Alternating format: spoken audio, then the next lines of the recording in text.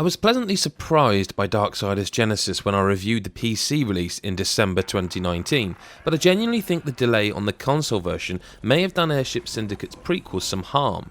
It feels like a console game, from the way it controls with the pad to the almost Diablo-like instant gratification served up by the trusty formula of excessive violence equals colourful loot, and so having to wait for this version now seems a bit weird in retrospect. The story of the Horsemen war and strife and their quest to prevent Lucifer from causing a full-on war after the fall of Eden is an enjoyable and energetic romp through an impressive selection of highly detailed locales. You can switch between the Horsemen at any time, and their differing movesets necessitate back and forthery. War is very much as he was in the original Darksiders, huge, gruff, swinging a gargantuan broadsword and hiding a comparatively tiny head between two ridiculous big pauldrons. His attacks are melee focused and brutal, mixing direct force with elemental special attacks unlocked as you progress. Strife, on the other hand, is nimble and quick, slashing left and right with twin daggers and unloading a pair of pistols into the enemy hordes. Both characters, though, have a variety of savage finishing moves and their share of special abilities such as Strife's decoy and War's ground pound.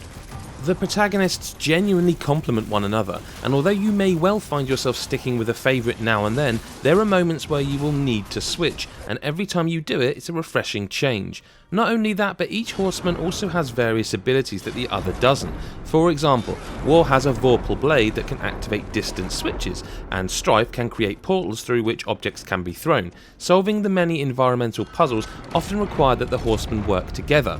Later, you'll unlock demonic forms for both brothers, and a synergy move for each that deals devastating damage to your enemies. Of course, Volgrim returns to hock his celestial wares, while new merchant Dis offers combat upgrades to each brother.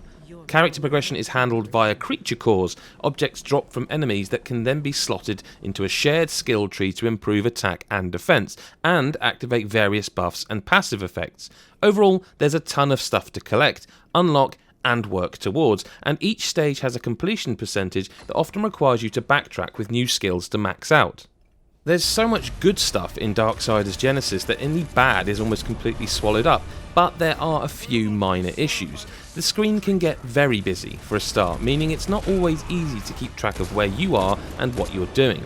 I also had the same issues here as on PC with the platforming. For the most part it's fine, but certain camera angles make platforming sections frustratingly hard at times. Also, the inclusion of a split-screen multiplayer feels almost pointless. It may have felt like a no-brainer during development, but not having control over both horsemen and relinquishing the option to switch at will actually detracts from the overall experience, at least for me. I wouldn't necessarily call it a negative, but I could have lived without it. Aside that, my only real complaint is that the map doesn't show your position on it. It highlights which section you're in and crosses off collectibles as you find them, and there are loads to find by the way, but it's not great for finding your bearings. Oh, and whether or not Strife annoys you will be down to the individual player. His anachronistic expressions threaten to shatter the immersion on a regular basis, although the writing overall is solid enough, and despite his constant chatter, Strife does stay just on the right side of entertaining.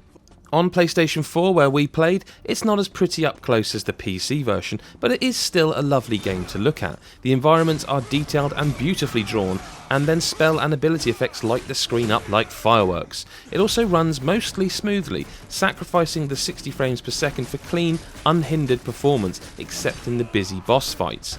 I noticed the occasional stutter here and there, which, while not common enough to be a major issue, is still worth mentioning here. So while maybe this isn't the definitive edition of Darksiders Genesis, it does ironically feel like the version we should have gotten first. It's just a better fit on console, perhaps given the franchise's roots, and it arguably would have sold better had it been released on console first. Either way, Genesis is an exceptionally fun and well-made game that manages to feel completely at home in the greater franchise, despite the difference in presentation, and it comes highly recommended, especially for fans of the series. We hope you really enjoyed this video review, but make sure you hit that subscribe button because you'll never miss a video, especially if you hit the bell button, whereby you'll be notified of every new video we release, whether it's a review, preview, or just some fun thing we're doing on that particular day. Thank you ever so much for watching. Follow us on Twitter @GodIsAGeek, and we will see you in the next video. Bye for now.